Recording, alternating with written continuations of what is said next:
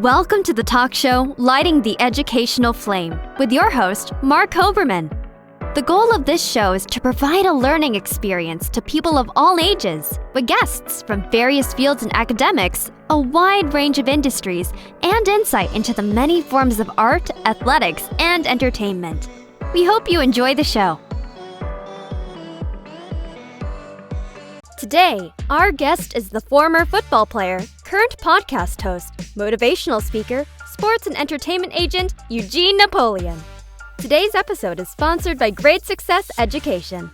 At Grade Success, it's our job to make sure that your child succeeds in school regardless of the subject or grade level. Our tutors are trained professionals who know how to promote learning and encourage results. Whether you are looking for help with SAT, ACT prep, private and group tutoring, K-3 reading programs for your child, or educational consulting and college counseling, here at Grade Success, we can help you find the right answer. Visit gradesuccess.com to learn more about our in-person and online program options.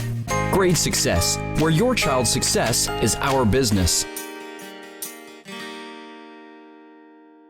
Hello and welcome to the talk show Lighting the Educational Flame, brought to you by Great Success Education. I'm your host, Mark Hoberman. Today our guest is the former football player, current podcast host, multi-host, motivational speaker, sports and entertainment agent, and so much more. Eugene Napoleon. Eugene, welcome to Lighting the Educational Flame. I appreciate you on many levels. Thank you. I finally made your show. You have no idea how excited I am. Thank you so much, Mark, for having me. My pleasure. Eugene and I are buddies, and it took so long to finally get him on because, as you can see, he's not doing much during the day. But out of all these things, so speaking about doing much, I know that you also go by the nickname Nap, and to be honest, when I read your bio and did even more research, I needed a nap after I read it. Not because it was boring, but because I'm freaking exhausted. So it looks to me like you work I figured out about 21 hours a day. So my question is, what's that about? Listen, I've always been driven, even as a kid. To me, I love to do different things. I love to get in, get one project done, get into another project. And it's always been that way. So as an adult, I guess if I'm not working on 2 or 3 projects at a time, I'm bored. I'm bored. So I'm just driven. I'm just wired that way, I guess. Yeah, it's evident. It's evident in how you are as a human being now, as a business person. But let's talk about how you are or were as a sports person, as an athlete. So, so many times we hear the glory, but not the story. And I know how open and honest you are on your shows. So what are the greatest lessons you learned, positive and negative situations that you learned while playing football, both on the collegiate and professional level? I'm gonna tell you something. I'm gonna go back to actually Pop Warner, that level, because when I first started playing, I was fortunate to play for 2 coaches that were just great men, and they were character building individuals. So I thank God that the same principles and morals that I learned at home was what Frank and Ron Prekop brought to me as a youngster. So it started there. Then I was fortunate to go to high school, St. Joseph's of the Palisades High School, and play for the great Frank Gargiulo. Same exact thing, same exact structure with morals and principles. Went to University of Pittsburgh on a full scholarship, wound up transferring to West Virginia and playing for Don Nealon. Same thing. When you're blessed to play for men who are rooted in faith, in character, in morals, it helps to continue to grow you as a young man into a man. So I want to start with that first, because it's a very important foundational piece that I think a lot of athletes miss. In that, there were lessons that you learned from playing sports for me, and for me personally, like the ability to learn how to be a leader, learn how to be a team player. You have to be able to move and change gears as an athlete the same way you do in life, especially in business. So time management skills, discipline, that whole burning desire, never say die routine that, most successful people have to be driven in that way. Well, sports gives you that. So those were the things that I learned on the positive side. Negative side, as in life, when you deal with an industry that is so driven by the financial outcome, unfortunately, you're going to run into some people that may be morally bankrupt. Now, that's in every business, not just sports. But I've seen that happen in sports, from the collegiate level to the professional level. And if you don't know how to micromanage that individually, sometimes you can get caught up in that. And I just thank God that the way I was raised, the way my mom raised me, I never got caught up in that side of it where money became the tell-all, end-all, and that was the most important thing. And that drove me. And I thank God for that, because that's where a lot of individuals get lost, Mark. Well, interesting, because you bring up such a timely topic. What are your thoughts about college athletes being paid? Now, it's interesting because, once again, I'll liken that to this. When coaches sign these multi-million-dollar contracts, and then outside of the multi-million-dollar coaching contracts, within those contracts, you also have endorsement opportunities. You can't go and coach in a Power 5 conference that has a multi-million-dollar or billion-dollar TV deal and be a reputable coach and not have an opportunity to do endorsements. It comes with it, right? So to me, I think now is the golden era of opportunities for student athletes to finally get something back out of it other than a scholarship. Because the simple answer would be, if you want to give, once student athletes that are scholarship, full-time student athletes, if you have more than a 2.5 or 2.75 GPA, you are allowed to move off campus. So then your scholarship then pays for your room and board.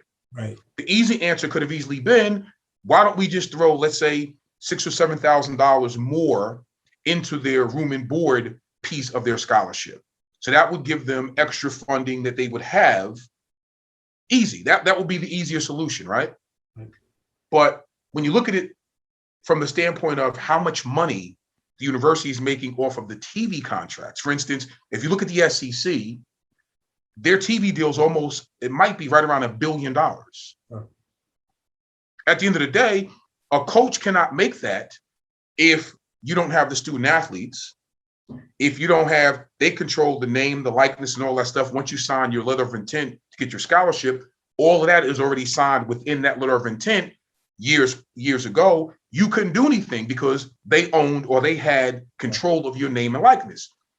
This is the perfect time to try something a little bit different and give something back to some of these student athletes, because you're making hundreds of millions of dollars off of the name and the likeness of these student athletes through the university, through collegiate sports. Why not allow them to make something back off of it? Got it. So, and also, it's an interesting comparison here, because I know you represent people not only in sports but entertainment. But when you see things like American Idol and America's Got Talent and The Voice and things like that, again, they know the glory but not the story. They own you. They own your likeness. You can't go and sing at a library or a coffee house. If you sing for your grandmother, they want a piece of that. And, Right. and you've helped so many people navigate that side of the business, because sports is a business. And in my opinion, switching to all this knowledge where you impart a lot of it on your show, Napoleon's Corner. I've discussed with you before. It is a must-see for all young people. We're often guided as adults by what our parents taught us when we were children. Sometimes, unfortunately, we try to stray from what they taught us because they taught us some bad things, and people aren't always blessed to be brought up in the type of home you were brought up in. But I know that your mom seems to be the foundation, to have been the most incredible role model for you. So what are some of the values she instilled in the young Eugene that are still with you today? I think being the best human being you can possibly be, being the best person. Everybody makes mistakes. We know that. Nobody's perfect. But my mom was always the type of woman, listen, allow your character of who you are to be judged, not the color of your skin, not how much money you have in your bank account, none of that. Just be the best possible you that you can be. And I remember as young as 5 or 6 having these heartfelt conversations with my mom. And what resonates with me even to this day, when decisions are made and it's driven by emotion or anger, my mom was always the one, very cool. My mother's temperament was always, she would think first before she would talk, no matter how upset she was. And that's something that she taught me a long time ago. Now, I'm only human, so every now and again, yeah, you tend to forget a little bit, but I try not to stray too far from that, because when you make decisions based on emotions and emotions only, 9 times out of 10, Mark, you know as well as I do, you're not going to make the best decisions, because the emotion is driving that decision versus the simple logic of, okay, if I do this, this action is going to have a consequence. So my mom was big on that. She was really big on think before you react, think before you speak, and always have a clear understanding of what you say and what you do, how that's going to affect somebody else.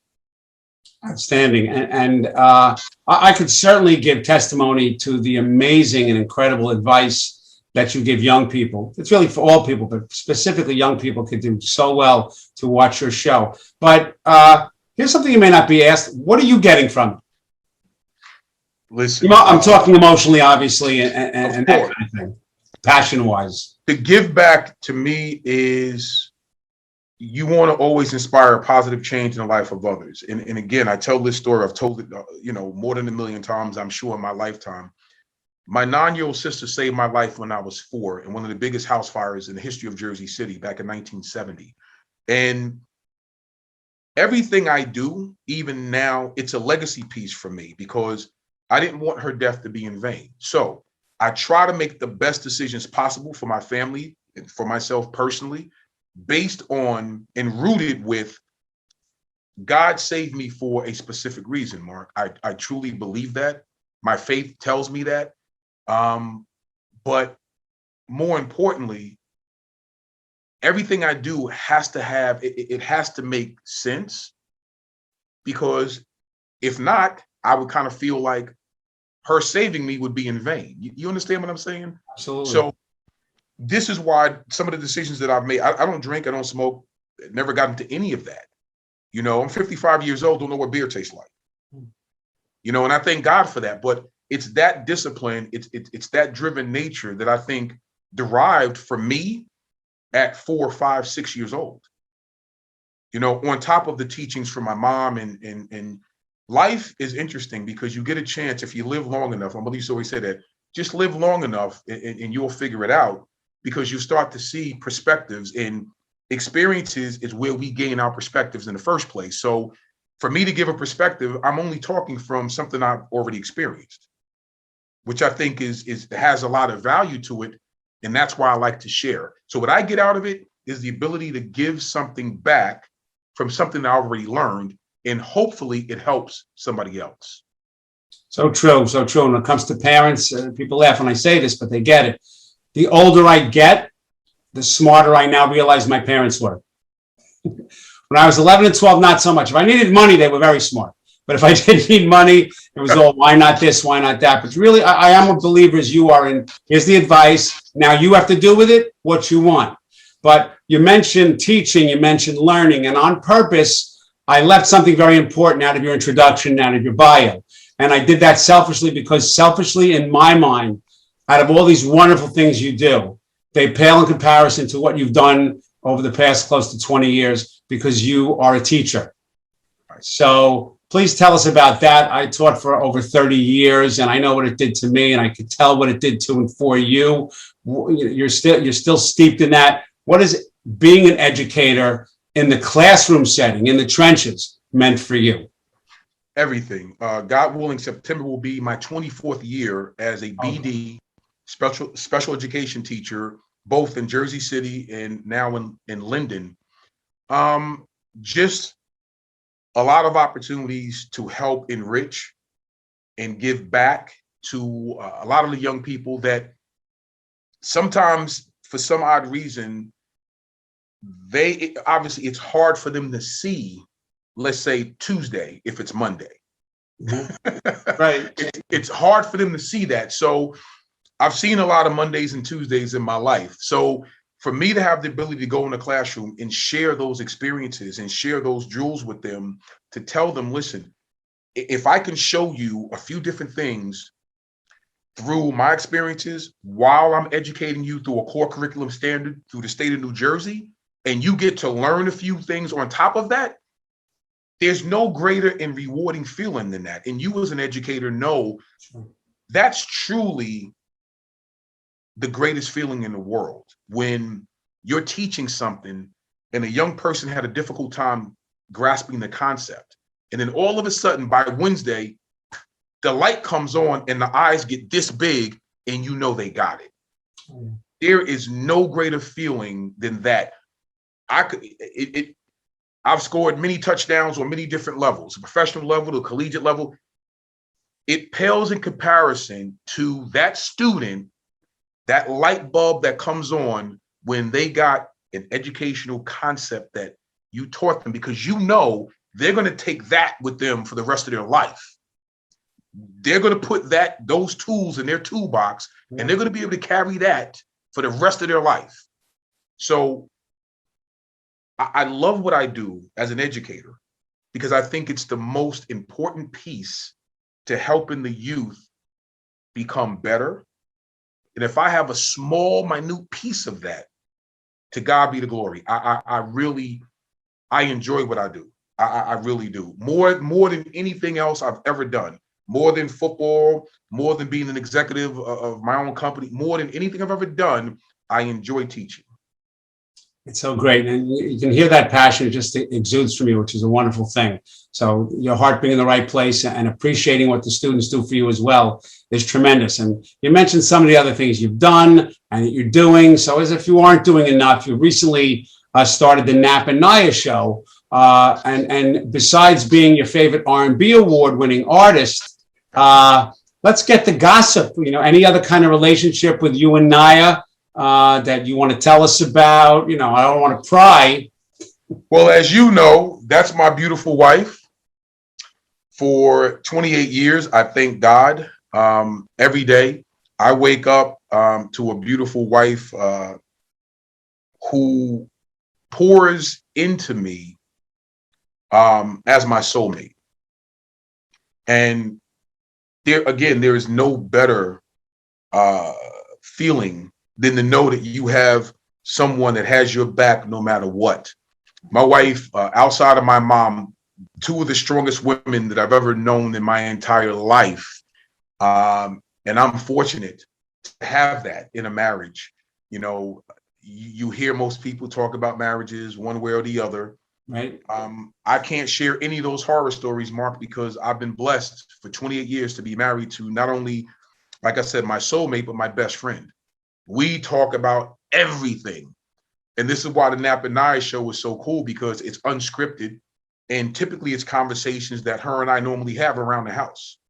Well, look, it looks like almost two best friends, because the honesty is raw. I haven't missed an episode. There's only been 2 episodes of that. I haven't missed an episode of Napoleon's Corner. And I'm learning a lot. And I'm going to be 60 next year. And I'm growing, you know, ever so slowly, even more each day from watching those things. And it's just tremendous. And both shows are just great. And it's funny because my wife's name is Ivy, and the Mark and Ivy show would go like this. Hello, everybody. Ivy, how are you? Don't you put that camera in my face. That would have been the show. So you and Naya, you know, you're so comfortable. You sit apart. It looks like from Coming to America, James Earl Jones on the throne, and then his beautiful queen next to him. That's what I thought I was looking at. I was like, they're doing Coming to America. That is exactly what it looks like to me. And so of course I know your beautiful wife, and I work with your beautiful wife. And yes, the show is called Lighting the Educational Flame, but I always say it's brought to you by Great Success Education.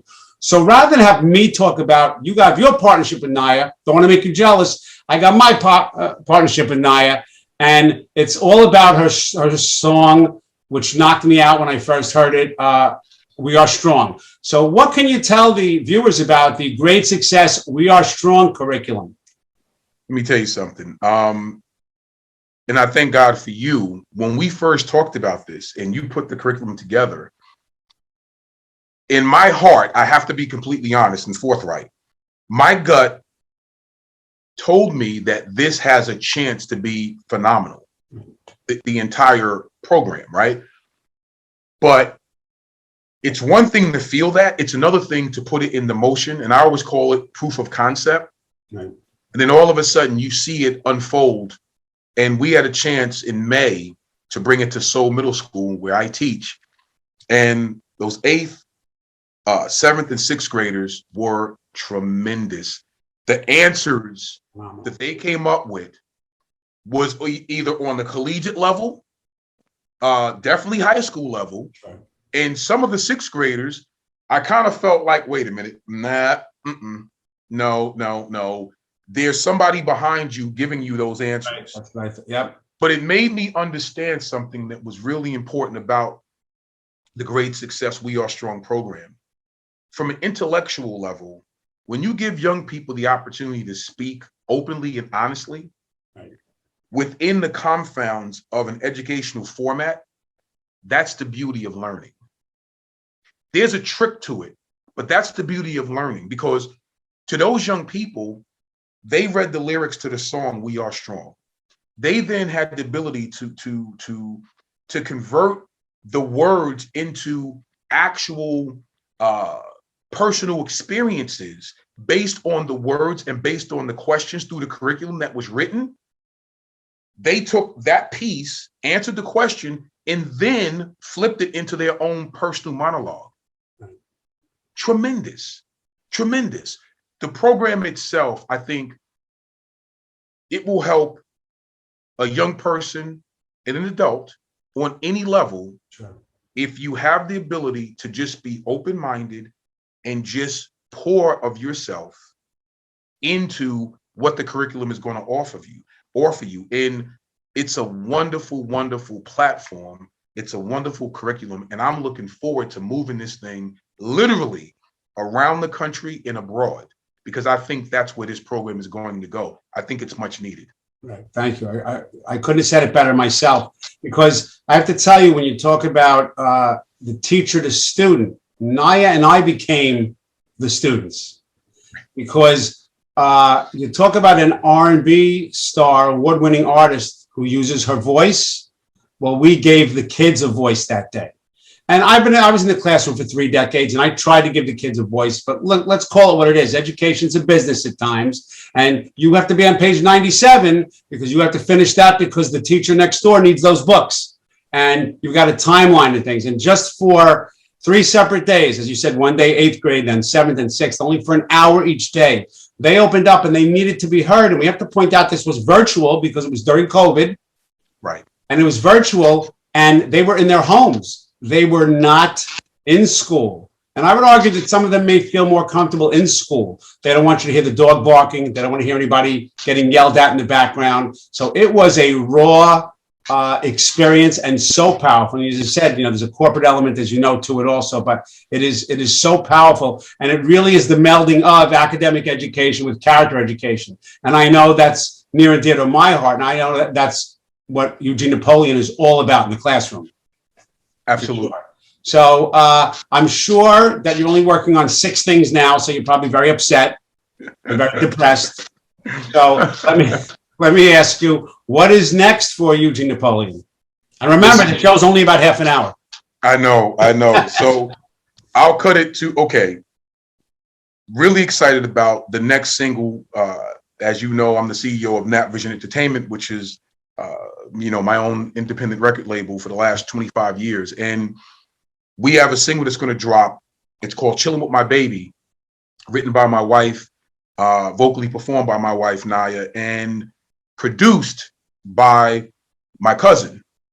Now, he was the founding member of the R&B smash R&B hip hop group back in the early 90s, PM Dawn. Okay. Huge group.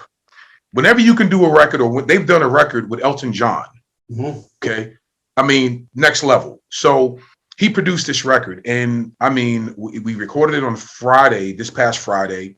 They're going to go in and mix it on this upcoming Friday. I can't wait to release it. I think the world is going to be really excited to hear it. It's great music. It's a great vibe record, so to speak. So that's the very next thing. So we're gearing up for the marketing and promotion of that. We're going to gear up to probably shoot the music video in a few weeks, God willing. That's on that side of it.